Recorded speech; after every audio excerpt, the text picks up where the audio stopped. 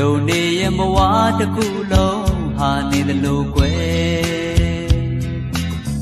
ရေပေါင်းမင်းနဲ့မပြေအိုးတပွဲလူဆိုရတယောက်စီမနေနိုင်တဲ့တော်ဝါတွေပဲလို့ဆိုစမရှိခဲ့လေအဖို့မွန်တွေနဲ့အိမ်တောင်တွေနဲ့တဲ့တဲ့မြဲကိုမာတော့နေတကောင်နဲ့မျက်စိလေ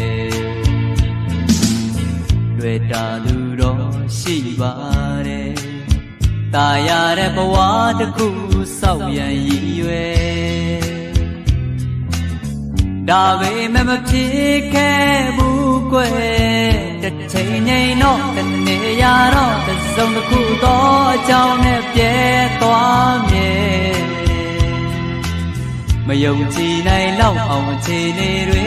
တိုက်ဆိုင်တော့ကွယ်နောက်တစ်ခါအတွက်လဲမရဲချေရတယ်လက္ခဏာဆရာကပြောတဲ့မေရဲ့နှလုံးသားညောင်းမှကြုံခနေတယ်မိမနဲ့ပတ်သက်လာရဲ့အမြဲတမ်းပဲကန်ဆိုးနေမယ်အခမသိရဲ့အချစ်ရည်အတွက်ကိုတတောင်ရန်ရှာလိမ့်မဲ့မြတ်ကချစ်သမား